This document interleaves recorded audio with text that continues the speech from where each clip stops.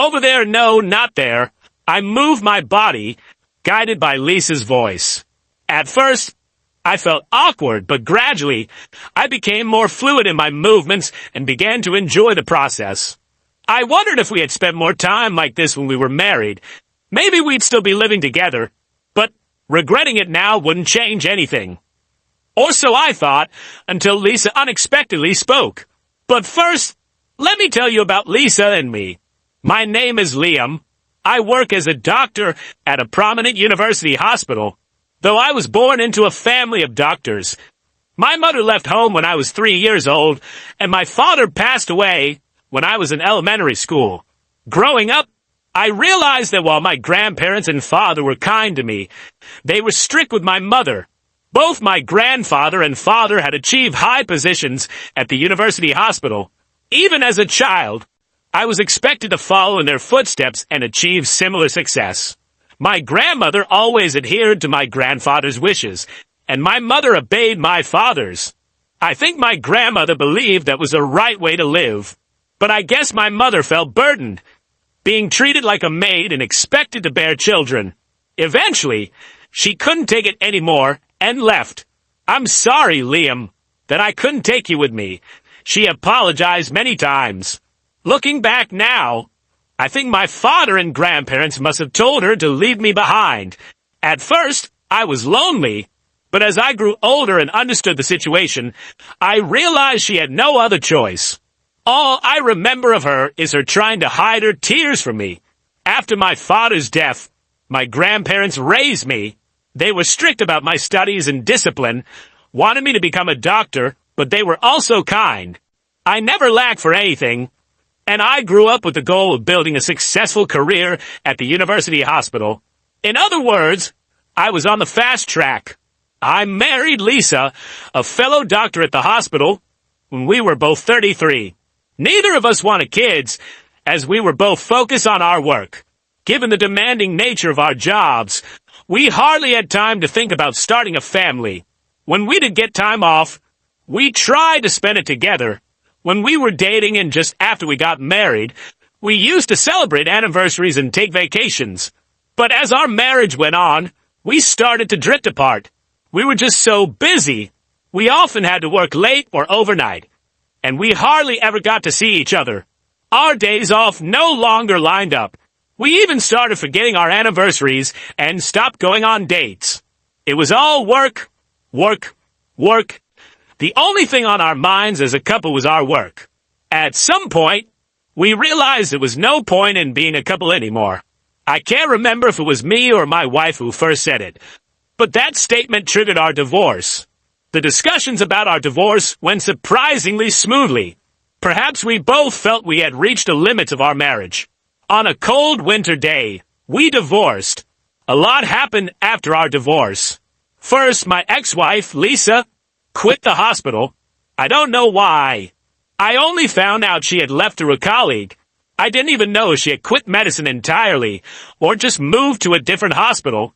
After the divorce, I gradually lost my passion for work.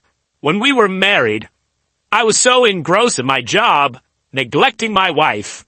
But once she was gone, it felt like a gaping hole had opened in my heart. I had saved many patients through my work, but seeing them discharged, surrounded by their smiling families, often made me feel lonely. It was a stark reminder of how alone I truly was. Is this life okay for me? What is happiness for me? I started wondering if I should just continue to climb the ladder, accumulate wealth, and then die alone. Such thoughts made me lose the desire to work. Around that time, my grandparents, who had raised me, passed away, one after the other.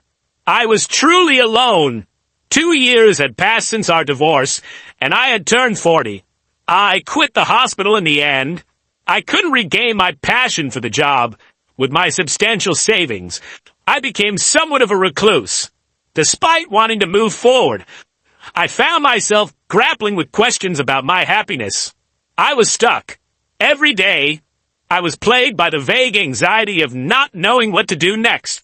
That's when it happened.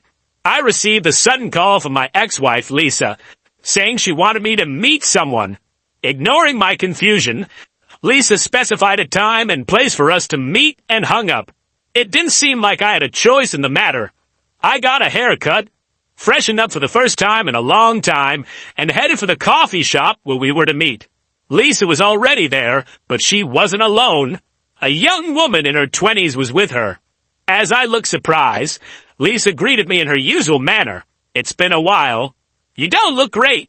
I couldn't deny it. Since the divorce, my diet had been erratic. I hadn't weighed myself recently, but I was probably skinnier than when we were married. "You seem well," Lisa said. "There's a lot I want to talk about, but who's she? Is she your sister?" I was stunned by Lisa's words. "I'm an only child. My mother left when I was 3, and my father has passed away, so I naturally don't have any siblings. Neither a sister nor a brother." I believed Lisa should have known that too. Seeing my confusion, Lisa began to introduce the woman to me. "This is Missy. Your mother remarried. Missy was born from that marriage with her new husband. So, while she has a different father, she's genuinely your sister, a child of the mother who left." That explanation convinced me. I felt embarrassed to admit it, but I hadn't considered the possibility of my mother remarrying and having another family. But thinking about it, it made sense. I heard she was in her 20s when she left. Missy lowered her head and began to speak. "Nice to meet you. I know this might be shocking, and I sincerely apologize if I upset you, but I've been searching for you for a long time." "Oh no, it's all right. I understand," I said. "I understand why my mother left. But why were you looking for me now?" Missy hesitated before speaking. "Our mother has passed away." Hearing that was quite a shock. Although I hadn't seen her for years, I'd always assumed she was out there somewhere, still alive. Missy continued, "Until her last moments, she regretted leaving you behind. She was always concerned about whether you were doing okay. She wanted me to share this with you and report to our mother at her grave that you were doing fine. With only my first name and no other information.